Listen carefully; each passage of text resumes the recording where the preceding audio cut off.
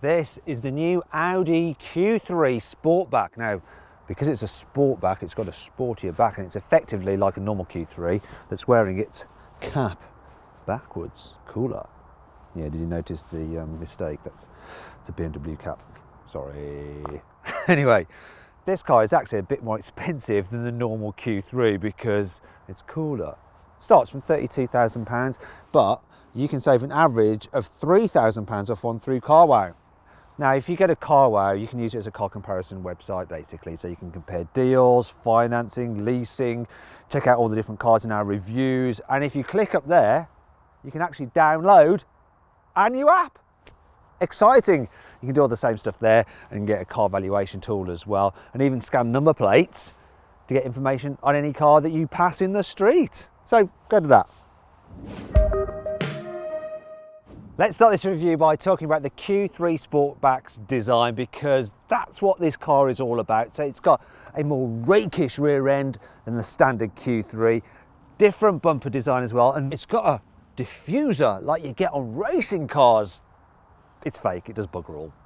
But I am glad there are no fake exhausts. Looks like Audi's finally quit it with a fake exhaust. Thank God for that. You really notice the design changes in the side profile there. It does look good, and this section here with the haunches kind of reminds me a little bit of a Bentley Bentayga, which is actually the Bentley Bentayga's best bit, because the rest of the car looks a bit This though, I quite like the look of this. It's pretty smart. I like it in this colour. This colour is pretty blooming cool. At the front, it's very similar to the normal Q3. This seems a bit shinier, and the key thing is this grille. It is different. It's got this interlocking thing going on, so the real hardcore geeky Audi fans will be able to spot it if it's in their rear view mirror. It's important.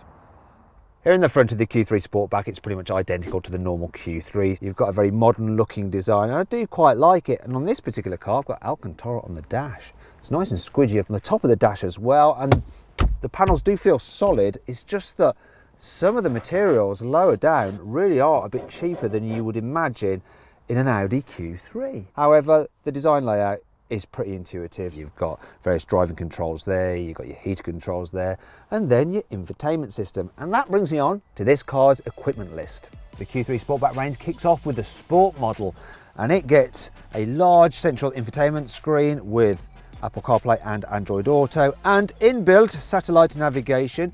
You also get a full digital driver's display and dual zone climate control, LED headlights and taillights, and cool scrolling indicators. There's also cruise control, lane departure warning, and auto emergency braking. S-Line versions add some styling upgrades, including partial leather seats, S-Line sporty steering wheel, aluminium trim on the dash, and aluminium pedals. Lovely. There's also ambient lighting for the interior, and you have 6 very similar colours. You see it lighting up the Quattro badge. Also does door trims and stuff like that as well. And then there's the rear privacy glass, so you can get up to naughty stuff in the back seats. Then there's the range-topping Vorsprung model, which has a Bang & Olufsen stereo. Adaptive suspension, which you can make firmer or softer. A glass roof, wireless charging for your mobile phone, and a 360-degree surround view camera system, self-parking capability, and adaptive cruise control with lane keeping assist.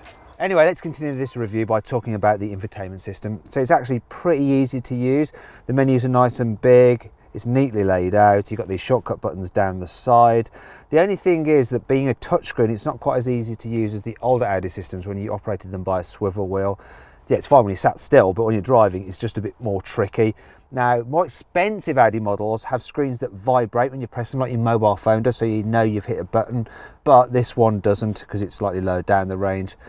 The navigation system is all right, and it's okay at navigating you around jams and stuff, and it's pretty easy to put in a postcode and it will route you pretty well. I personally would just plug in my mobile phone and use Waze or Google Maps because the mapping is just better. Then we move on to the digital driver's display. I like it, nice and clear, very easy to operate, and you can basically control most of the car's functions using this, and you can change the view of it to widescreen or to go to bigger dials. I do like it, think it's good. However, it's not quite as good as the infotainment system you get in the new Mercedes GLB. In fact, dare I say it, I think the Mercedes now has the best infotainment system. Yes, even better than BMW's iDrive, mainly because it has Android Auto. There, I said it. Anyway, let's talk about the layout of this car. So there is some space under there. There's a couple of cup holders here and a little slot for your mobile phone if you want. There is a bit of a problem though. If you put like toilet items in there, it kind of gets in the way of the gear selector. More annoying if you've got a manual, not so bad with an automatic. Another problem is this, it's like then in the way. And anyway, when you're sat in the car, look, you're like that. You're not quite on the armrest. It doesn't extend far enough forward. So it's almost a little bit pointless. And then it's too low like that. Oh well. There is some more storage here. And door bins, can't complain about them, they're big. Look, I can fit 2 bottles in there. The glove box, it's not quite as big as it looks, but it's all right. And there's another little storage area under here as well. Then in terms of connectivity, you've got USB there, USB-C there, and a 12-volt socket there if you need it. In terms of getting comfy behind the wheel, usual thing, lots of adjustment in the steering wheel and in the seat. So I like the way you can extend the seat bases like that for more under thigh support. You can move them back a long way if you're tall, and look, you can move them up obviously if you're short, but you can actually get really low down in this car. So it's supposed to be an SUV, but now it just feels like a normal hatchback. I am that low in the seat. That's kind of good if you want that sort of thing, but really, why would you? What's the point of paying extra for an SUV to sit really, really low? Seems a bit stupid, doesn't it? Anyway, let's go check out the back seats. Now we come to the problem with the Q3 Sportback, and it's the fact that the sloping roofline means there's not really that much headroom. Now, I am 179 centimetres, so someone taller than that is going to find their head touching the roof. Knee room is the same as the normal Q3, which is okay. You do have seats that slide forwards, but I don't know why you're going to bother doing that to just get less knee room. Okay, so it does give you a bit more boot space, but I'll talk about the boot in a moment. And you can recline the seat backs, but you know, you can either have them dead upright, which is even worse for headroom, or just as reclined as in a normal car. So it's not really great back here. It's a bit annoying. If you want to carry 3 people at once, you'd have to step over this hump in the floor, but the footwells are big enough. The problem is that yet again, that sloping roofline means the people on the 2 outer seats really have their heads up against that sloping roof. It's just not as practical. There are some things which are okay though. For instance, door bins, decent size. Fold this down, really nicely engineered cup holder, and fold this bit down. You have some through loading. If you need to carry a child seat, if you've got one of those really big bulky rear facing seats, you are going to have to move the front passenger seat forward a bit, but locating the seats into place is easy on the Isofix anchor points because they're dead easy to get at. However, because the car isn't that wide, if you have 2 child seats on the outer 2 seats, the space in the middle seat is really restricted. You couldn't quite fit an adult back here. If you've just got kids in the back, they're going to be absolutely fine. And they are going to like the fact that the windows go all the way down. So that's good, isn't it? Anyway, let's move on to the boot. I'll just show you this before I do. I like the design of the door handles. The way that you don't grab them like that, you just slide your hand in there. Takes a bit of getting used to, but once you're used to it, it just makes so much more sense. Now you might find this rather surprising, but despite this rakish rear end, Audi quotes the same load capacity as for the normal Q3. I don't know how they've done that. So it's 530 litres apparently, which is slightly bigger than a BMW X2. As you can see, you've got a square load space, but there is a bit of a load limit. It's not too bad, and you have this metallic scuff plate, so if you need to drag things out, you won't scratch your paintwork. There's not really much storage under here. It's a bit pointless. There are some storage bins here and here, tie down points here and here. If you need to carry lots of stuff, obviously you fold down the rear seats, but you have to walk round to the actual seats to do it, because that's the only place that there's a lever. You can't do it from the back, and you can't do it from the top of the seat. That's annoying. Top of the seat backs either. There we go. When you lock them into place, you don't get a fully flat floor. There's a bit of a ridge there, which would make it hard to slide things to the front, and it's slightly inclined, this seat back area as well. So not perfect, but you're probably wondering just how much stuff you can fit in this car's boot. Well, with the back seats down, you can carry a bike with both wheels attached, or one small and two large boxes, three small boxes, two large suitcases, and two medium suitcases, which is pretty good. With the back seats up, you can carry two large suitcases and a baby buggy, or two medium suitcases, a soft bag, and a set of golf clubs. That's all right, but that sloping rear end does limit the height of things you can carry in the very back of this car's boot. In fact, a Range Rover Evoque is better at carrying stuff overall, and if you click on the pop-out banner up there, you can see my full in-depth video review of that car. And that brings me on to 5 annoying things about the Audi Q3 Sportback. Audi will charge you £210 for what it calls the storage pack, and for that you get a net for the boot, the world's most pointless cubby space, it's tiny, underneath the front seat, and nets in the seat backs, which really should be blooming standard anyway. Well, Audi seems to have got over fake exhaust. There's still muchos, fakeos, ventos here at the front of the car, as illustrated with the car. I'll stick myself in the face of water, as illustrated with the carwow sticker truth.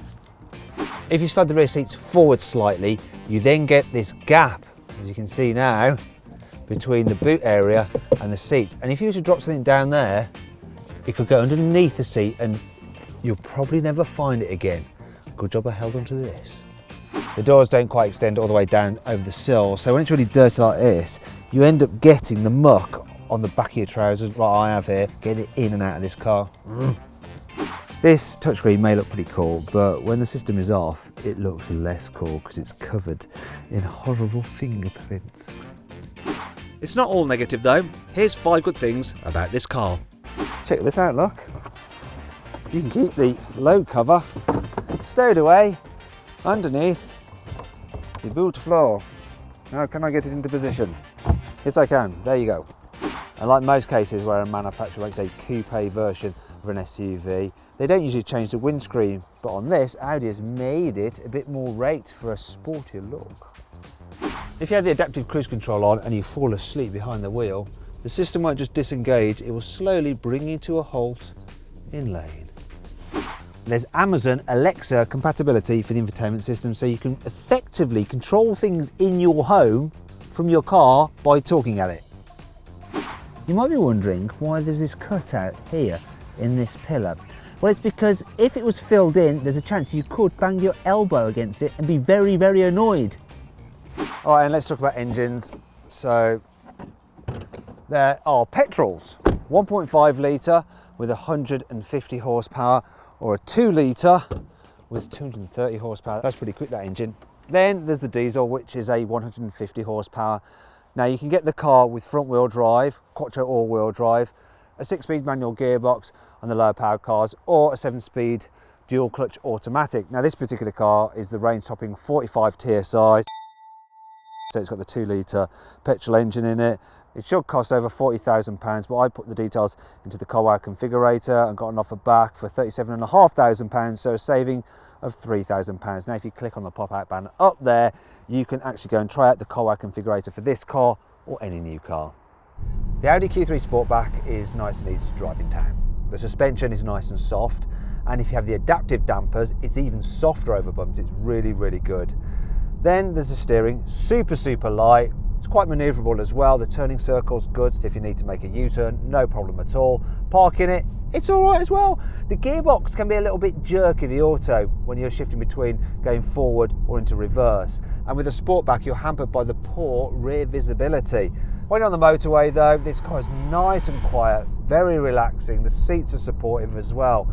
The engine in this 2 litre petrol is pretty strong.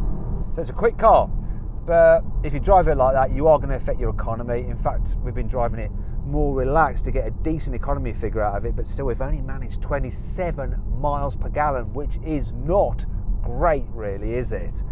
When it comes to driving this car down a twisty road, if you've got the adaptive dampers, press a button, go into sports mode, and it'll stiffen them up so it corners flatter, it doesn't lean too much in the bends then. The problem is that light steering, which is great around town, just feels a little bit lifeless, so it's in no way fun in the same way that a BMW X2 is. In fact, if you want to see my review of that car, yeah, you know what to do guys, you click up there on that pop-out banner, you can go watch it.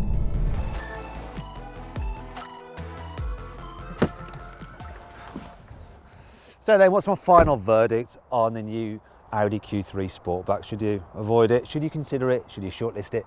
Or should you just go right ahead and buy it?